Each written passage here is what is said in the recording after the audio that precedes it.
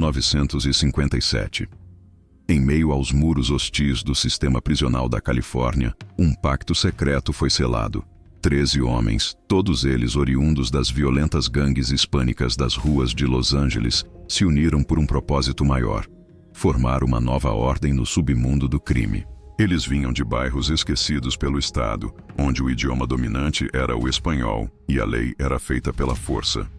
Nas ruas já impunham respeito, mas agora, encarcerados, decidiram levar essa influência para dentro das celas e, a partir dali, criar algo muito maior. LAM-E.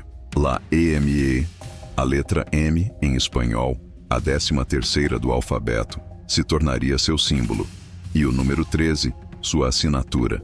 Nada ali era coincidência. Eles estavam fundando a máfia mexicana, uma organização criminosa que transformaria o cenário carcerário e urbano dos Estados Unidos.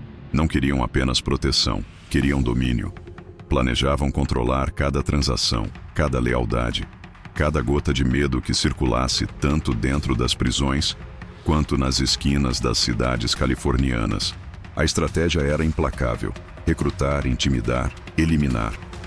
Quem ousasse cruzar seu caminho era silenciado, muitas vezes de forma brutal. Seus membros não eram apenas criminosos, eram soldados de um código cruel, onde a honra se media pela violência e a lealdade pela disposição de matar ou morrer pelo grupo. Em 1992, um novo capítulo começou a ser escrito, e não era uma proposta, era uma ordem. LAM deu início a uma manobra ousada de expansão. Todas as gangues latinas de rua do sul da Califórnia foram convocadas a reconhecer sua autoridade. O aviso era claro: quem quisesse continuar existindo teria que pagar tributo, dinheiro, lealdade e obediência. Esses eram os 3 pilares exigidos pela gangue-mãe. O objetivo era criar uma rede criminosa unificada, onde cada gangue local operaria como um braço da máfia mexicana. Em troca, receberiam proteção e o peso da bandeira de LAM-E. Mas o preço da insubordinação era alto. Quem se recusava a colaborar logo percebia o custo de dizer não para uma organização moldada em sangue e silêncio. Enquanto isso, a presença da máfia mexicana no tráfico de drogas se tornava cada vez mais profunda. Cocaína, metanfetamina, heroína, tudo passava por canais sob seu domínio. Ela se conectava com cartéis poderosos, negociava com frieza cirúrgica e eliminava concorrentes com crueldade metódica. A mensagem era simples: a LAM-E não fazia acordos, ela impunha sua vontade. E embora muitas gangues tenham dobrado os joelhos diante da ordem imposta, algumas decidiram resistir. Rejeitaram o tributo, negaram obediência. E ao fazer isso, colocaram suas vidas e de seus membros em risco imediato. A guerra estava prestes a começar, mas nem todos se curvaram diante da LAM-E. Entre as fileiras do crime latino surgiram focos de resistência. Alguns cliques da temida MS-13, a Mara Salvatrucha, fizeram o impensável. Disseram não. Para eles, os lucros com o tráfico de drogas eram conquistas próprias, frutos de guerras travadas nas ruas, e não havia razão para repassar sequer um centavo à máfia mexicana. A resposta da LAM-E? Silêncio, seguido de morte. Uma lista começou a circular nos corredores das prisões e nas esquinas das cidades. Um nome nela era uma sentença. A chamavam de Green Light, o sinal verde. E quando alguém era incluído nessa lista, sua execução não era apenas autorizada, era obrigatória. Com isso, a linha entre resistência e suicídio se tornava cada vez mais tênue. O que se seguiu foi uma explosão de violência, uma guerra nas sombras. Facções que antes conviviam em relativa trégua, agora se viam em lados opostos de um conflito sangrento, onde cada esquina podia ser a última. As ruas de Los Angeles viraram campos de batalha. Prisões se transformaram em arenas silenciosas, onde a morte espreitava a cada olhar trocado. Membros da MS-13 e outros grupos que se recusaram a pagar o tributo começaram a tombar, um por um. Execuções públicas, emboscadas, retaliações brutais. O cenário era de guerra total. Em 1993, uma gangue hispânica do nordeste de Los Angeles tomou uma decisão que muitos consideraram suicida. Eles eram jovens, impetuosos e estavam prestes a declarar guerra à organização criminosa mais temida da costa oeste. O nome deles, Lowell Street Locos.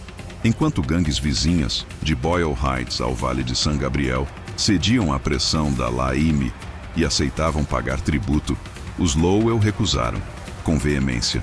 Não haveria submissão, não haveria aliança, apenas desafio. A resposta veio rápida. O nome da gangue foi incluído na lista de Green Light, o que significava que qualquer afiliado da máfia mexicana tinha permissão total para caçá-los e eliminá-los, sem aviso prévio. Mas, ao contrário do que se esperava, os Lowell não recuaram. Em 1995, responderam com sangue. Um membro de alto escalão da LAIME foi executado a tiros. Um recado direto, sem espaço para mal-entendidos. E mais, os Lowell passaram a se autodenominar Gangue da Luz Verde. Um título que para muitos era sentença de morte, mas que para eles era um símbolo de orgulho. Eles assumiram a posição de inimigos declarados da máfia mexicana e o fizeram de peito aberto. Mas o conflito racial logo se entrelaçaria à guerra territorial. Entram em cena os East Coast Crips. Majoritariamente composta por membros negros e afro-americanos, a gangue dos Crips já era uma força dominante no sul de Los Angeles. Mas em um determinado dia, tudo mudou. Uma grande remessa de drogas pertencente a um afiliado da LAIME foi roubada. Não houve negociação, não houve pedido de desculpas. Havia sido um ato de afronta. E a partir dali, os Crips se tornaram inimigos públicos da organização. Com mais de 2.500 membros espalhados em múltiplos cliques, como os Six Pack Crips, eles estavam longe de ser uma presa fácil.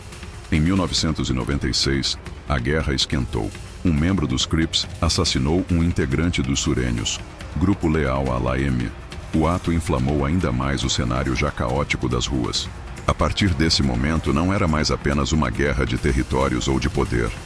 Era uma guerra de identidade, de cultura, de sobrevivência. E cada rua, cada cela, cada esquina se tornava um campo minado de ódio e retaliação. No submundo das gangues de Los Angeles, poucas histórias carregam tanta tensão quanto a dos Maravilla. Formados no coração do leste de LA, os Maravilla, ou os Maravilhosos, como o nome sugere, chegaram a ceder vários de seus membros para a máfia mexicana durante os primeiros anos de aliança. Mas tudo mudou quando tomaram uma decisão tão ousada quanto perigosa: romper com a LAIME. Eles recusaram o pagamento de tributos, rejeitaram a submissão e, acima de tudo, declararam que tocariam seus próprios negócios, drogas, armas, extorsões, sem se ajoelhar perante ninguém. Sabiam o que isso significava. Sabiam que estavam provocando a fúria de uma organização que eliminava opositores com precisão quase militar. Mas os Maravilla não eram ingênuos. Sabiam que a retaliação viria. Por isso, agiram rápido. Dentro dos presídios, montaram uma rede de proteção própria. Um sistema de defesa que lhes permitisse sobreviver ao cerco implacável dos Sureños e da própria LAIME. Era como uma muralha invisível, feita de códigos, alianças internas e lealdade inquebrantável. E mesmo sob constante ameaça, a gangue respondeu com agressividade. Em 2008, um episódio chocou até mesmo os investigadores veteranos. Um membro dos Maravilla se aproximou de um simpatizante dos Sureños em um ponto de ônibus e atirou a queima-roupa em plena luz do dia. O que se seguiu foi ainda mais perturbador. Diante de uma testemunha paralisada pelo medo, o atirador fez um gesto com as mãos, um símbolo da gangue, e manteve o olhar fixo, como quem diz: "Você viu, e não vai fazer nada." Era mais que um assassinato. Era uma mensagem. Um aviso claro de que os Maravilla estavam vivos, armados, e não aceitavam ordens de ninguém. Mesmo marcados pela Green Light, mesmo cercados de inimigos, os Maravilla permanecem até hoje como uma das poucas facções latinas que desafiaram abertamente a máfia mexicana e sobreviveram para contar a história. No coração de Boyle Heights, bairro marcado por história, cultura e também por confrontos sangrentos, surgiu mais um foco de resistência à autoridade da máfia mexicana, os Opal Street Locos. Formada predominantemente por mexicanos americanos, essa gangue se recusou a fazer parte do sistema controlado pela LAIME. Eles queriam liberdade. Queriam manter o controle total sobre seus negócios ilícitos, drogas, armas, extorsão, sem pagar tributo a ninguém. E pior, deixaram isso bem claro. A postura dos Opal Street Locos era mais que uma insubordinação. Era uma afronta pública. Declararam abertamente sua hostilidade às gangues sureños, braços armados da máfia mexicana nas ruas e nas prisões. Ao fazer isso, selaram seu destino. A partir dali, tornaram-se alvos. Mas como outras gangues resistentes, preferiram morrer lutando a viver de joelhos. Porém, entre todos os inimigos da LAM, um nome se destaca como o mais perigoso. Um nome que virou sinônimo de guerra. Nuestra Família. Nascida dentro dos muros da prisão de San Quentin, na década de 1960, a Nuestra Família foi forjada no ódio ao domínio da máfia mexicana. Seus membros, em sua maioria, vinham do norte da Califórnia, latinos que se sentiam marginalizados dentro da própria comunidade carcerária, dominada pelos sulistas e pela LAM. Ali, no pátio de concreto, surgia uma nova força, disciplinada, organizada e sedenta por revanche. A rivalidade entre a máfia mexicana e a Nuestra Família se transformou em uma das mais letais do sistema prisional americano. Mais de 600 mortes em 3 décadas. Cada uma, um capítulo em uma guerra sem fim. A tensão entre as duas facções era tão intensa que obrigava o Estado a manter vigilância constante, separar prisioneiros por alas, transferir líderes em silêncio, tentar, em vão, impedir mais um banho de sangue. Enquanto isso, nas sombras, ambas as facções evoluíam. A repressão policial forçava mudanças. Algumas gangues se escondiam sob falsos nomes. Outras, como a LAM, passavam por reestruturações internas, endurecendo ainda mais seus códigos e sua hierarquia. Mas mesmo com a pressão das autoridades, mesmo com o avanço das operações de inteligência e com centenas de seus líderes isolados em celas de segurança máxima, a LAM continua sendo uma das organizações mais temidas do submundo americano. Seu nome ainda circula com cuidado em corredores de presídios, seus símbolos ainda despertam temor e sua fama de violência permanece intacta. Porque na guerra silenciosa do crime organizado, um erro não custa apenas a liberdade, custa a vida.